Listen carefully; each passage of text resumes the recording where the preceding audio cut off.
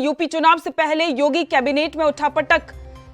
आपको बता दें कि मंत्री स्वामी प्रसाद मौर्य ने इस्तीफा दे दिया है। इस वक्त की बड़ी खबर उत्तर प्रदेश से, जहां पर चुनाव से पहले ही स्वामी प्रसाद मौर्य ने कैबिनेट से इस्तीफा दे दिया है। स्वामी प्रसाद मौर्य ने राज्यपाल को अपना इस्तीफा भेज दिया है। आपको बता दें उत्तर प्रदेश से इस वक्त की बड़ी खबर, यूपी चुनाव से पहले योगी कैबिनेट में उठापटक से जुड़ी ये खबर है, जहां पर मंत्री स्वामी प्रसाद मौर्य ने अपना इस्तीफा दे दिया है।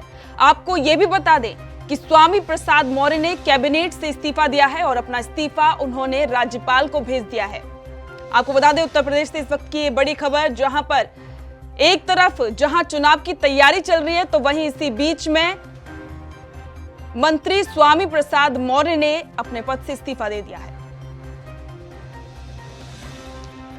और इसी के साथ में अधिक जानकारी के लिए हमारे सहयोगी योगेश पांडे फोन लाइन पर जुड़ चुके हैं। योगेश, एक बार फिर से देखने को मिला है कि यूपी के जो मंत्री हैं, कैबिनेट मंत्री, उससे पहले उन्होंने इस्तीफा दे दिया है। क्या कुछ जानकारी है? बिल्कुल पूजा, देखिए ये इस वक्त की उत्तर प्रदेश से बहुत बड़ी खबर है। दरअसल जिस तरीके से मंत्री स्वामी प्रसाद मौर्य ने अपने पद से इस्तीफा दे दिया है, कैबिनेट मंत्री थे ये जिन्होंने इस्तीफा दे दिया है, ऐसे में ये माना जा रहा है कि भारतीय जनता पार्टी को एक बड़ा झटका लगा है चुनाव से पहले ऐन वक्त पर। दरअसल आपको बता दें कि स्वामी प्रसाद मौर्य ने एक बहुत बड़ा बयान दिया। उन्होंने कहा है कि ना तो मथुरा, ना काशी, ना तो अयोध्या, ये दरअसल चुनावी मुद्दे है ही नहीं।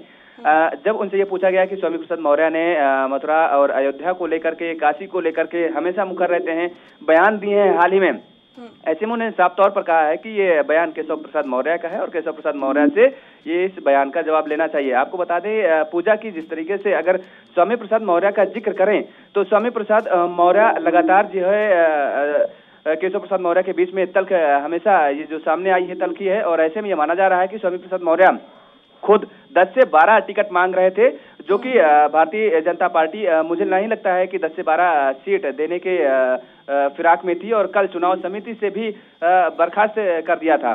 तो ऐसे में भाजपा ने जो ये बड़ी कार्रवाई पहले ही ऑलरेडी इनके खिलाफ जो कर रखी थी स्वामी प्रसाद मौर्य, और ऐसे में अब जो कैबिनेट पद से इस्तीफा दिया गया है, ये माना जा रहा है कि कहीं ना कहीं जो लालसा थी स्वामी प्रसाद मौर्य की, जो चाहत थी, क्योंकि बसपा में जब कद्दावर नेता एक माना जाता है, विपक्ष के नेता रहे हैं, और ऐसे में विधान मंडल दल के जब विपक्ष के प्रतिपक्ष के नेता रहते हुए उन्होंने इस्तीफा दिया था, तो ये कयास तभी लगाए जा रहे थे क्योंकि उनको अंदेशा था कहीं ना कहीं कि भारतीय जनता पार्टी की सरकार आने वाली है। क्योंकि माना यह जाता है कि जितनी बड़ी पावर मुख्यमंत्री की होती है सत्ता पक्ष में बैठने के, उतनी ही बड़ी पावर विपक्ष में बैठते हुए विपक्षी नेता की होती है।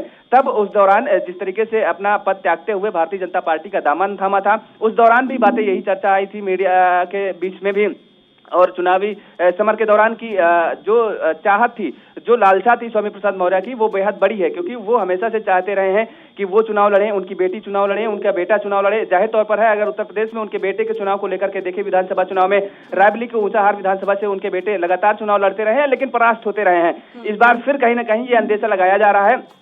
और रायबरेली विधानसभा सीट की अगर जिक्र करें ऊंचाहार की, तो वहां पर मनोज पांडे का कब्जा रहा है, दबदबा रहा है, कैबिनेट मंत्री समाजवादी पार्टी में रहे हैं, और इस बार भी कहीं ना कहीं समाजवादी पार्टी उन्हीं के खाते में ये सीट डालने वाली है, उन्हीं को टिकट देगी, ये बिल्कुल तय माना जा रहा है, इसमें कोई डाउट नहीं है। ऐसे में क्योंकि फिर से एक बार उनको ये लगता है कि इस बार उनके बेटे का टिकट भी ऊंचाहार विधानसभा से कटना तय माना जा रहा है। क्योंकि ऊंचाहार में जिस तरीके से ब्राह्मणों की जो हत्या हुई थी, उसको लेकर के एक ब्राह्मणवाद का जो पूरा सोशल इंजीनियरिंग के तहत वहां पर पूरा जो बनाया गया है, पूरी रणनीति बनाई गई है, पूरी राजनीति माहौल बना हुआ है।